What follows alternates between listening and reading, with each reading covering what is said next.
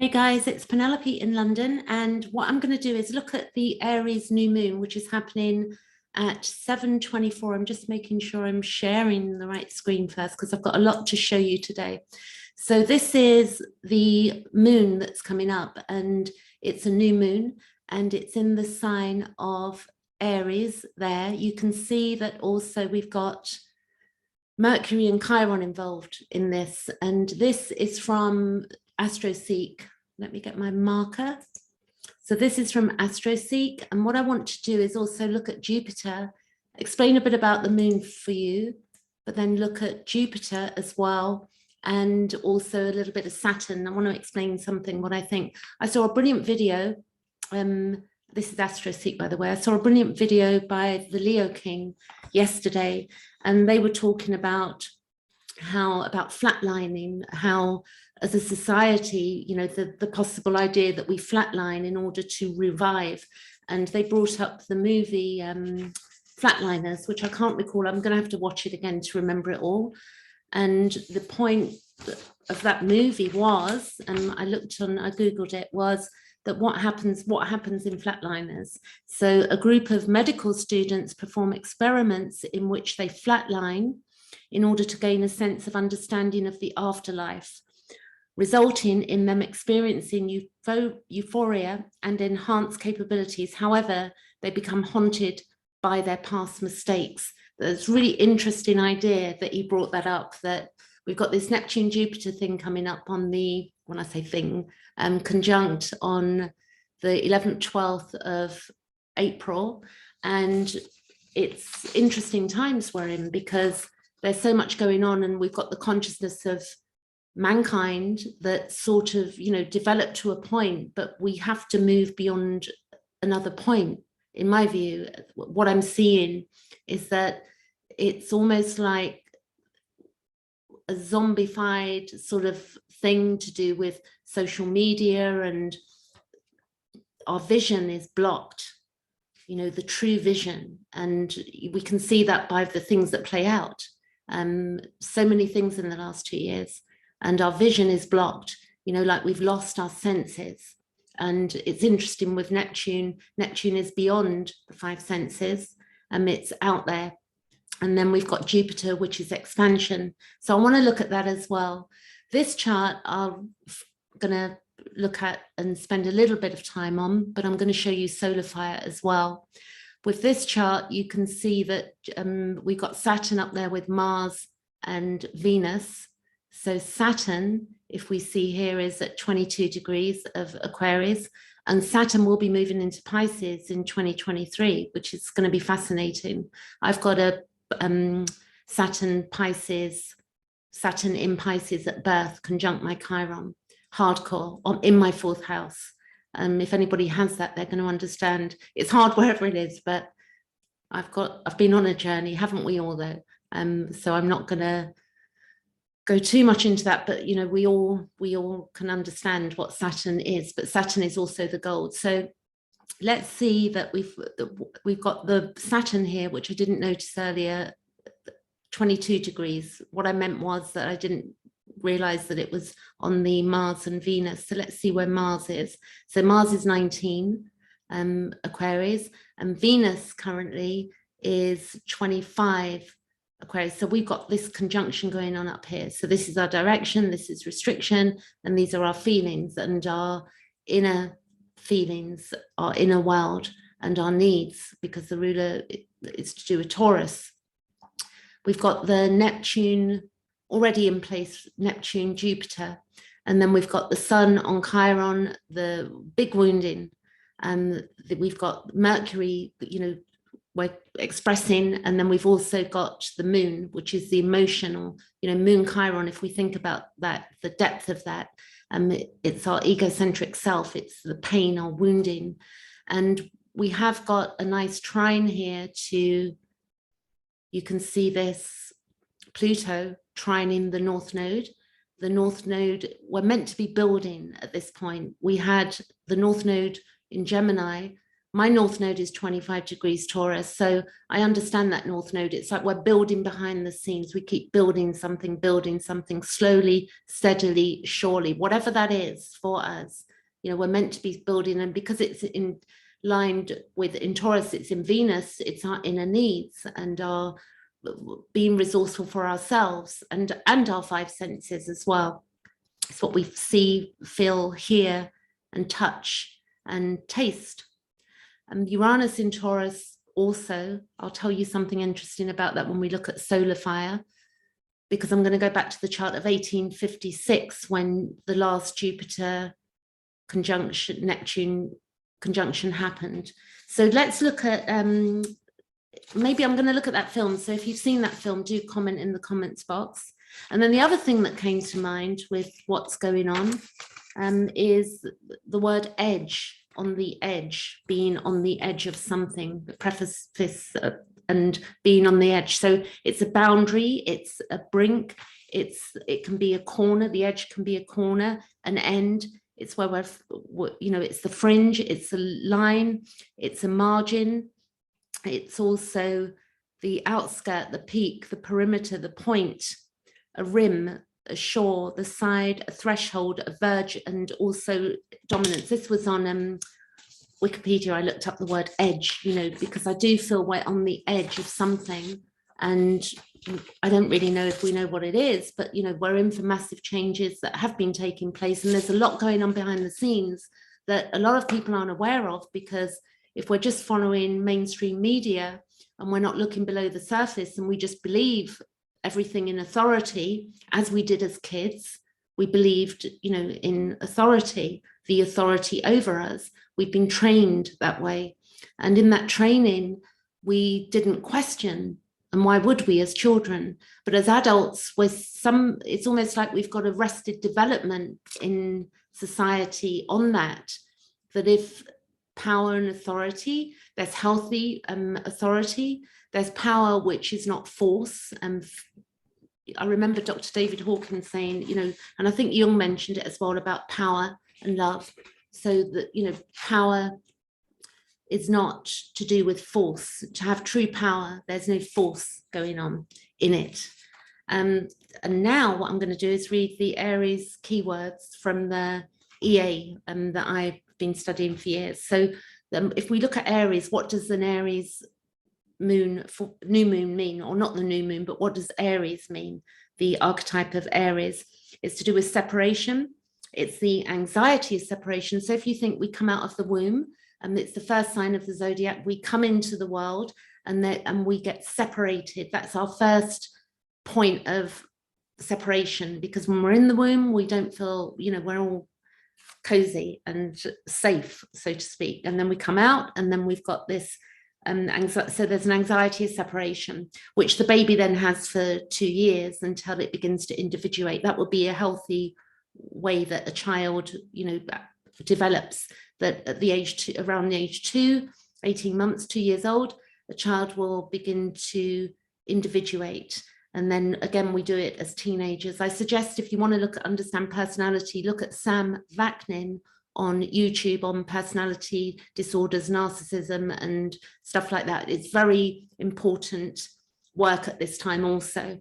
And that's, you know, we've all got narcissism going on in us, and some of us are, you know, our development has kept us in that, either codependent or, you know, doing this dance of codependency, narcissism.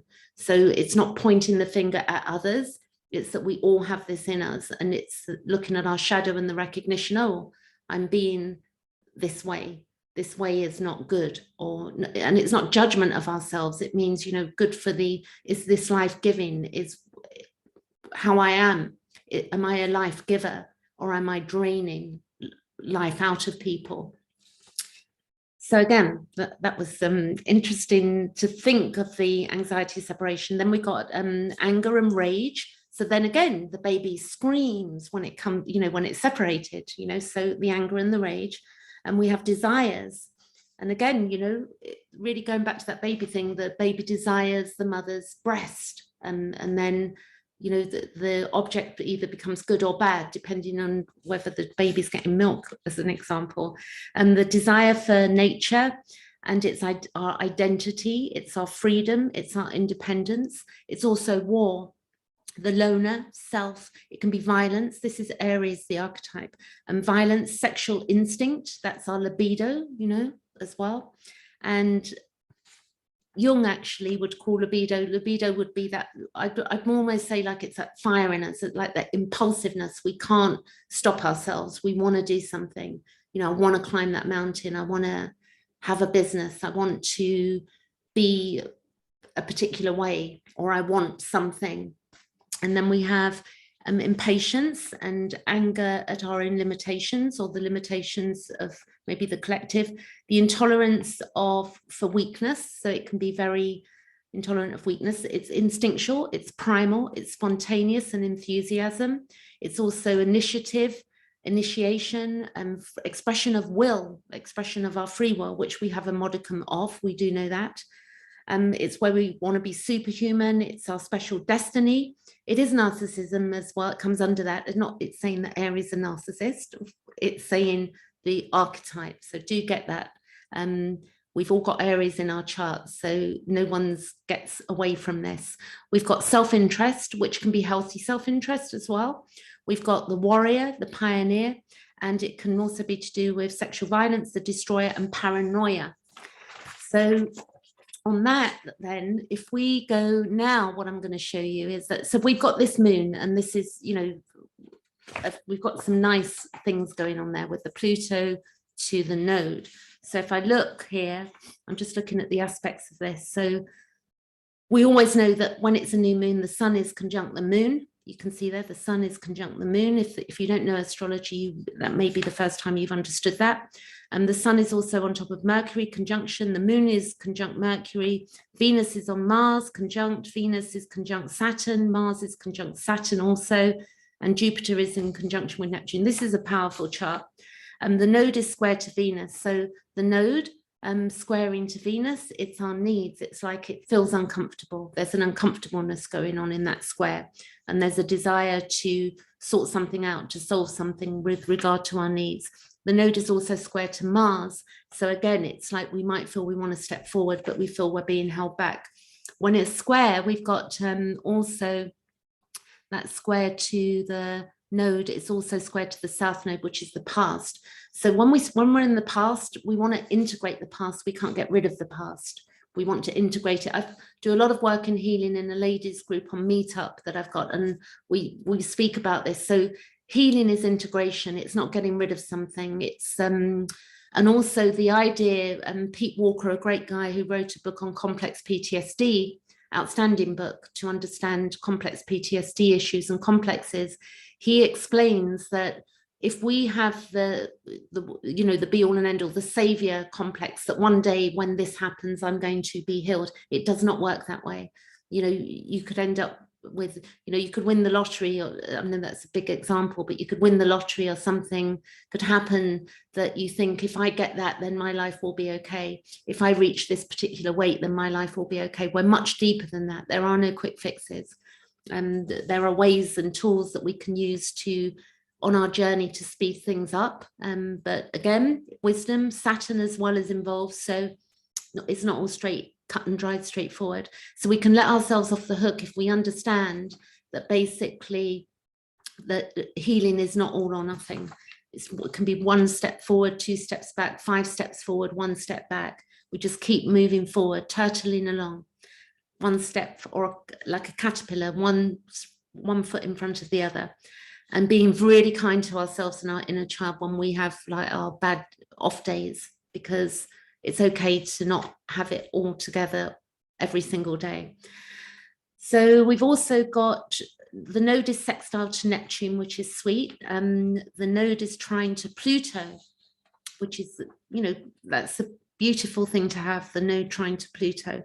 We've got Lilith going on there with trining into Venus and Saturn, and also we've got Lilith square to Neptune. So you can see Lilith. Where is she? Here. That's going on. Lilith is actually, if that's correct, Lilith is in Cancer. I haven't checked, but just looking there. And then we've got Chiron conjunct the Sun, Chiron conjunct the Moon, and Chiron conjunct Mercury. And in Aries, the whole point of that Chiron in Aries is that we're meant to be healing ourselves first. So that idea that you're on an airplane, you're having the flights asking you to put your masks on, you put your own mask on first, and then you help other people. This is the stage we're at in humanity, in the collective, you know, learning to look after ourselves, meet our own needs, and get rid of that wounding that there's something wrong with ourselves, and that that we're defected. We've got, you know, we're human, and there's the idea of perfection can really stall us from moving in any direction. So we need to deal with that realistically and not be hard on ourselves that we haven't got it all the way we should be before we start. You know, this is just the idea of perfectionism is a killer to all of us. And I'm going to look now. I'm going to go to solar fire in a minute, by the way. And thanks for being with my channel as well. I've stuck at it. I went a bit quiet for 2 years because I really felt there was so little that could be said with what was going on. And I felt so restricted, and I've come out the other end now. And the other thing I've stopped doing as well is stopped, you know, watching the news and going into, you know, I'm just stopped watching things because I don't know what to believe anymore. I know what the truth is on a soul level, a feeling level of the bigger picture. I get that completely, but the details of what's going on can be really destructive to us.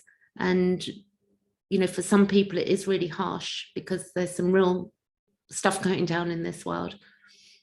But where we are in a position where we can nurture ourselves, and as we nurture ourselves, we will be more nurturing to others, and we will be kind and helpful. You know, where do people need help? It doesn't have to be monetary. Does somebody need some time? You know, to meet a friend for a coffee? What do people need? You know, ask your friends as well, what do they need from you? Because we can be so full of thinking we know what people need and then shoulding them. Should is not a nice word. So I'm just looking for this Pluto on trining, ascendant conjunct Neptune. So the Pluto, here we go. Pluto square, no, that's the node square Mars. Can I find it? Pluto node. So Pluto is transformation, and the node is where we are, you know, going forward in a new direction. So we're building something, and Pluto is transforming that in our needs. And in Capricorn, it's the last leg coming up here. Pluto in Capricorn, it'll be out of there in 2024. It'll go into Aquarius. I can't see I printed that page off now. Okay, so what I'm going to do is I'm going to show you something else now, which is in line, because we've got Jupiter and Neptune is going to be conjunct. And the last time, this is fascinating stuff, the last time that Pluto was conjunct Neptune in Pisces was in 1856. And it would have been on 1856, March the 17th at 14 degrees, Jupiter was conjunct Neptune. And then also what's really interesting at that time, Uranus was also in Taurus at that time. We'll double check on solar fire, but I just want to give you a heads up there. And on the 12th of April this year, April 12th, it's going to be at 23 degrees, Jupiter Neptune conjunction at 23 degrees. So then what I did, I looked at the Sabian symbol of 24 degrees Pisces. What does that mean? Because that ties in as well. So there's so many angles we can go from this, but the whole point of astrology, in my view, it's a language. So more than predicting, it's a language to help understand each other and our own consciousness. It's a way of looking at our shadow work as well. And I think that, you know, we want to get away from magical thinking that there's a lot of deep grief in society. I think spirituality has been really messed with, and that the idea of God as well is being messed with, and that understanding what God is, that God is inside. For me, it's not outside, it's interwoven into everything. And I don't believe there's a punishing God. Some people ask that question, don't they? Why does God do this? Well, I could ask that about my entire life. Whatever shows up is part of the God force. We're just here and we're on a journey. So what I'm going to show you now is a book that's really relevant, and look at this Jupiter as well. So I want you to take note on this and look at this book. So this book is called Outwitting the Devil. I've just listened to it on Audible. I'm showing you a lot today, but I think these are things I wanted to share. So hopefully you're still with me and enjoying what I'm showing you. So Outwitting the Devil is a work of fiction that was written in 1938 by Napoleon Hill, which was considered too controversial to be published. In fact, when I've listened to it, it's almost like it's been written for now.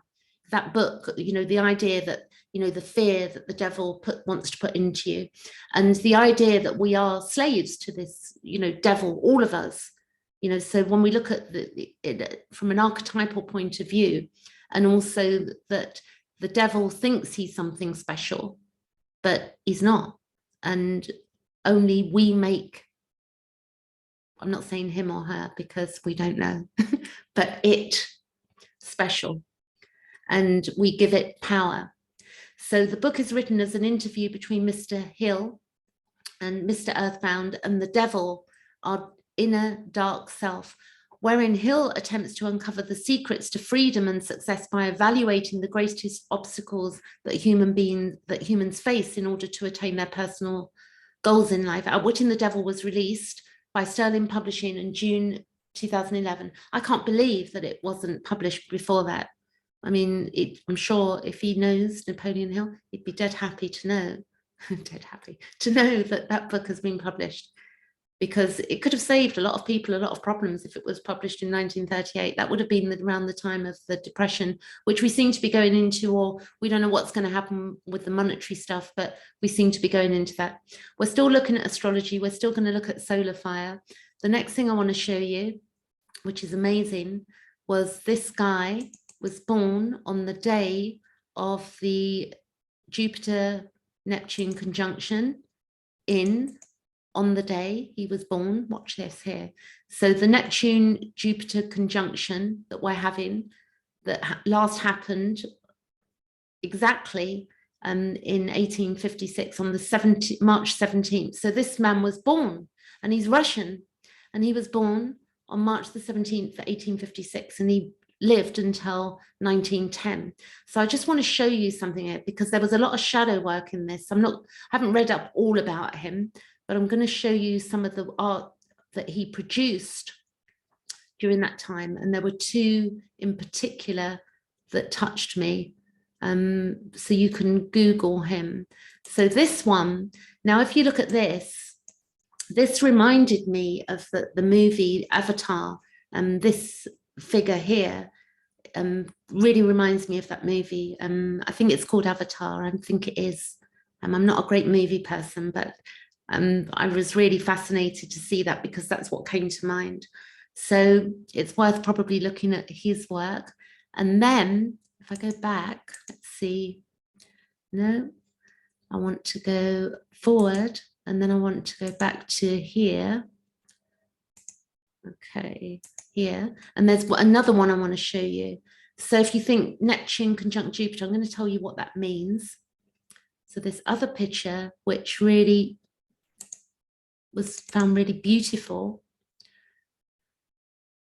So this is what I do. I do a lot of research, and I enjoy it. I spend a lot of time researching and sharing and helping on my Meetup Ladies group, where it's just for women and we deal with the trauma in life. Gone way far here. Okay, there was one more picture, and we will find it. Let's see. because it was rather stunning. So do excuse my scrolling. Here it is. Okay, so this is called, this picture, The Death of the Sun, the Second Crisis.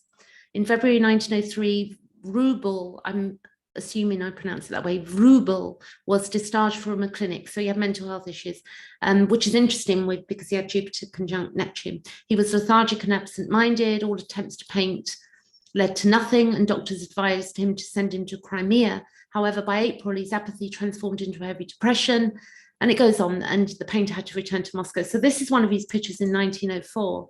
This is real Neptunian stuff there, really beautiful. It's got a lot of the sea in there, and, you know, this is, you know, whatever was going on in his mind. This is a stunning picture. Let me see. So I think you can still see me. Okay, so I'm sharing that because I thought it was really interesting. And, you know, it's a bit of an odd picture with the knife there, but I get it. You know, we're living in strange times. So this is the shadow, you know, the way we look, the mask we wear, and then what goes on underneath. So then what we're going to do is we're going to jump over to solar fire in very shortly. I keep saying that. Let's come out of this. And I think Outwitting the Devil, I've showed you the chart. So now we're going to go to the emanated page of, okay, so this is the 1st of April. Make sure I'm on this. And I'm going to do here. Okay, so this is the new moon, and that new moon, we can see that Jupiter's also at 21 degrees, Neptune's at 23. So really it is conjunct already. It's been there all, you know, it's been there for weeks. And the other interesting thing is during that last Neptune conjunct Jupiter, in that year, 1856 was the year it happened.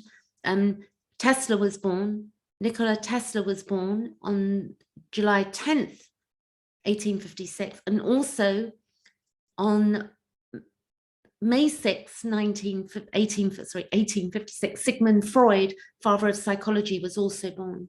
So that was a really, you know, and then also, so you can look up the historical events when you're looking at charts and you're looking at conjunctions, find out when the last one was and just go back to those dates. So Jupiter conjunct with Neptune, it's a very strong blend of the two planets, and Jupiter is the planet of expansion, and Neptune is the planet of inspiration and faith.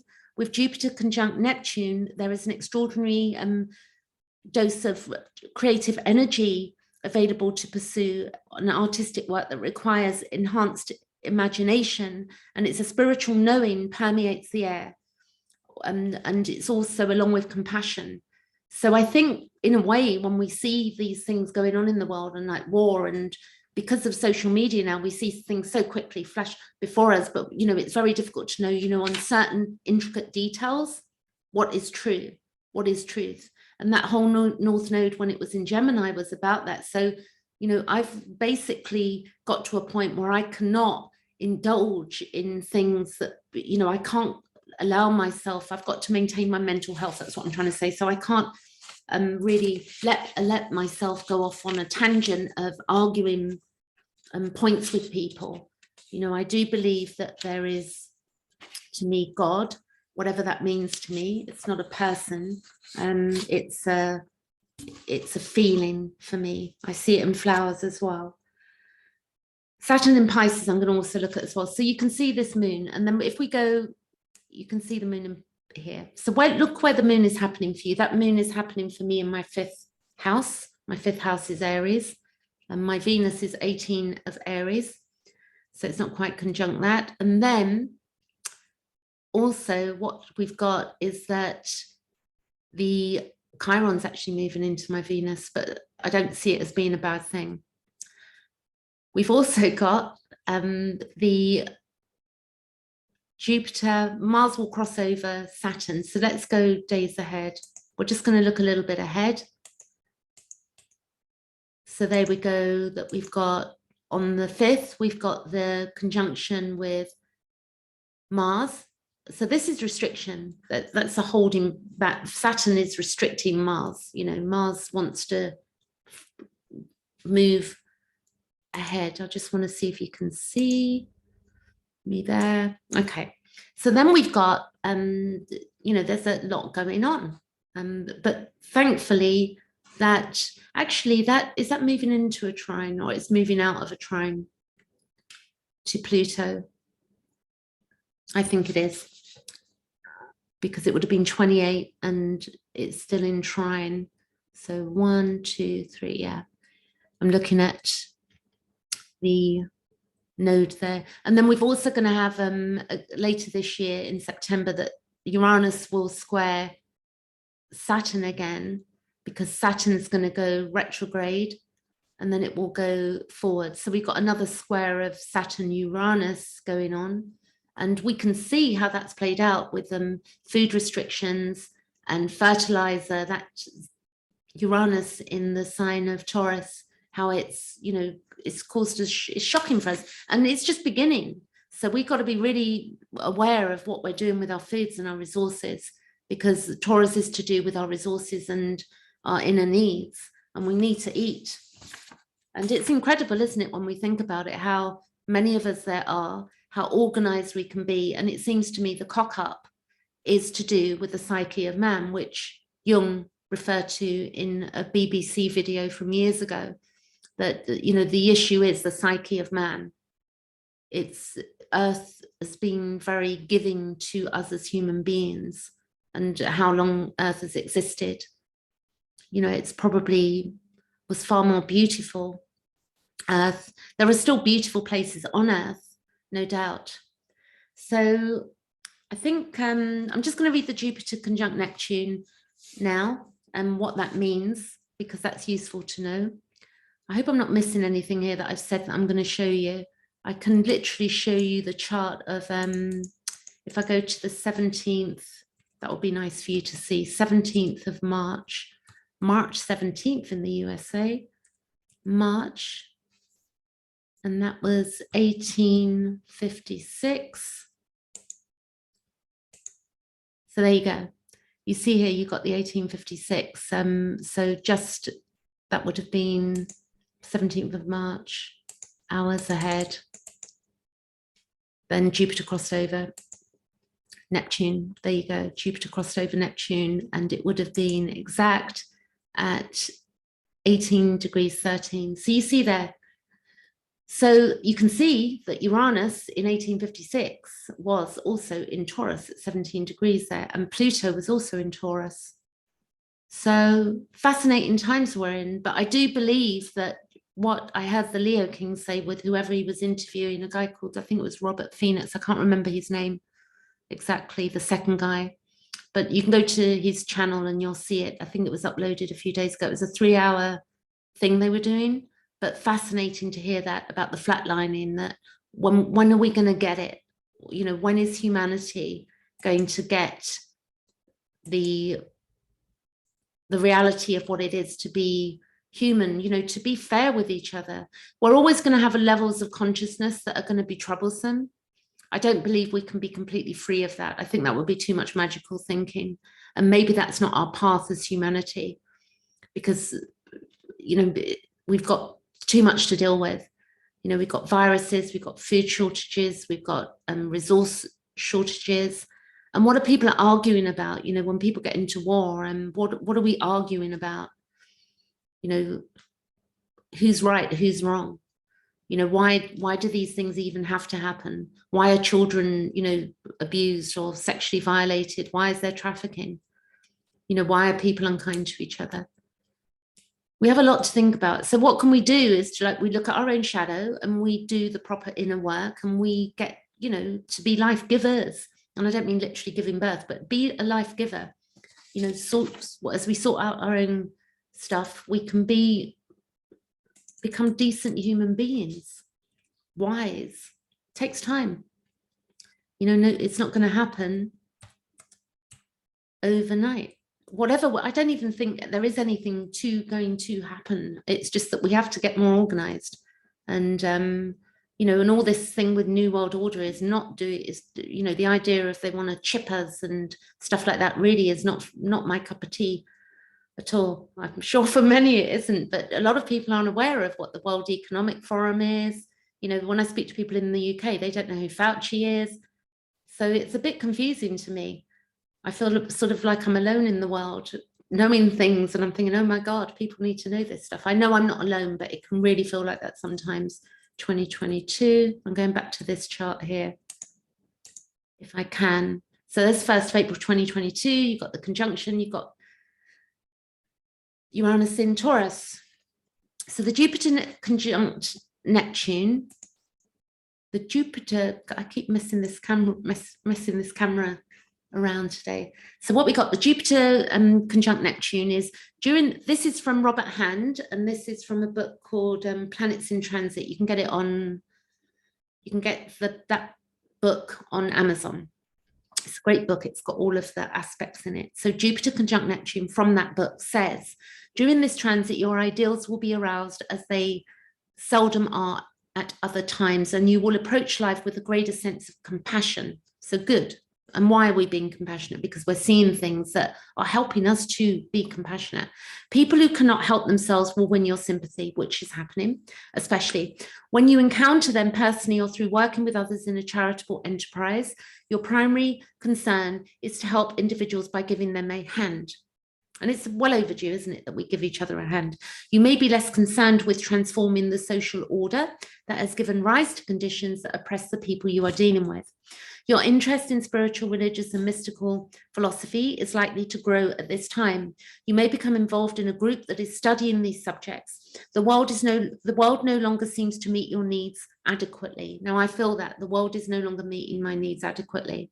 So I'm getting together with people, some people that are, you know, thinking in different ways on different matters, you know, on resources and stuff like that. So the world no longer seems to meet our needs. So you have to turn inward and find a world that can give you what you really need. So the world we need is in us. And I've learned that with my Saturn in Pisces in the 4th house conjunct Chiron. I've learned that early. I mean, I'm not saying I learned it early, but I was, you know, the things that I had seen and witnessed as a child forced me as an adult, maybe I think it speeded up my wisdom to know that what I seek is not outside myself, it's my inner world. So, you know, I'm not somebody that searches for relationship. I'm not, you know, and it's a lonely place in Pisces, Saturn. And so Saturn, well, to push this chart forward, and I hope I remember after reading this, that, and I'm sure I will, that Saturn moves into Pisces. We've got a big shift. I'll make a different video on that. That the world no longer seems to meet your needs adequately, so you have to turn inward to find a world that can give you what you really need. Here too, you will discover the ego's drive for self-gratification and self-assertion may be the major factors in preventing you from getting what you want out of life. At this time, the demands of the ego must be quietened at least a little. So, you know, we don't want too much ego right now, like what I want, what I need. It's like, keep it simple. And also, we need to hear the inner self. You know, what is the inner self saying? This is what this says from the book. Unfortunately, there is another side to this transit which we need to watch for, not exact words. Some people develop a feeling of false happiness. So, you know, that sort of like, I call it Abraham Hicks stuff, the stuff like that, where we basically, you know, we're bypassing, spiritual bypassing, being like, you know, two head in the clouds and not realistic. We want to not go into this false happiness, like living in the dream world of the opium smoker. This is what he says in the book, with no basis in reality. We want to keep our bases in reality, our feet, Neptune and Jupiter, you know, we want to be aware that we want to keep our feet planted on, is it terra firma, soil. You may feel that everything is all right when it is not. So we don't want to kid ourselves that everything is all right when it's not. We want to be real, because we're doing this with foods at the moment. I'm seeing it out there and around me. I don't think people realize as yet what we've got coming. You know, I don't want to, it's not about scare tactics, and, you know, we're probably all managed, but there are going to be some changes with the way things are managed, because there are people that have not been able to grow foods. The same has happened in the USA, where land has been bought up and the planting of food has not been happening as well. So I'm very grateful, you know, I don't eat meat. I've got nothing against people who eat meat. So just, I'm not a vegetarian. I have a bit of fish here and there. Doesn't matter what we are. What I'm saying is that the foods, you know, begin to keep it simple and get real about your food. Nutritious foods. Get rid of the junk. You may feel that everything is all right when it's not, and you may feel that you can do anything you want and get away with it. That is why this transit is associated with gambling or taking risks with limited resources. So hear that, taking risks with limited resources. We don't want to be doing that. Often with disastrous results, he says. This is not a very good transit for investments, not because you will necessarily lose out, but because you just won't know for sure. And we won't know for some time, because we do know that the whole monetary thing is changing with that Uranus in Taurus as well. You know, they're talking about the coin, centralizing a coin, and what's happening with Bitcoin and stuff like that. And then the dollar as well. None of us know. So we want to keep grounded in that we actually don't know what's going to be happening. So we want to get a bit real. Then a brilliant woman on finances, Catherine Austin Fitz. I really suggest you look at her work. Also, she's got a webpage called the Solari Report. So there's a lot of information I'm sharing today that I've been looking at myself. So, you know, and we don't want to be tempted to gamble, you know, even when there's a porous. For the same reason, in business deals, be sure you are not the victim of massive misrepresentation, sorry. And with this transit, it is the best to avoid purely selfish concerns, for when your actions are thus motivated, you are likely to encounter the negative side of this transit. So we don't want to be selfish. We want to be grounded.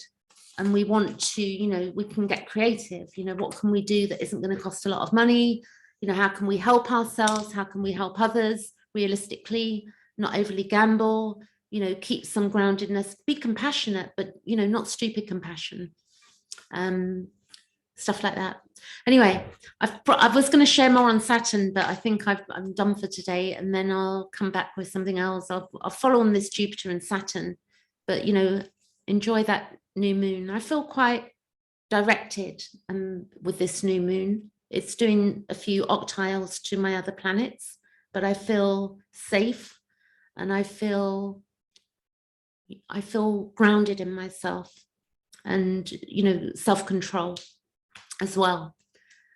And I feel that with the years that have gone by for me, and the wisdom, and, you know, the fears lifting off, because of the reality of what fear is as well, is that the reality of fear is that most of it is our thinking rather than reality. But there are fearful things, but of course we don't want to think, you know, that if we step back, we don't need to control everything, and we do what we can. And, you know, we're here, we're living this life, and we need to be life givers, not life drainers. Thanks for watching. And if you want me to look at your chart, then you can, or join my female ladies group, you can do that. Catch you later.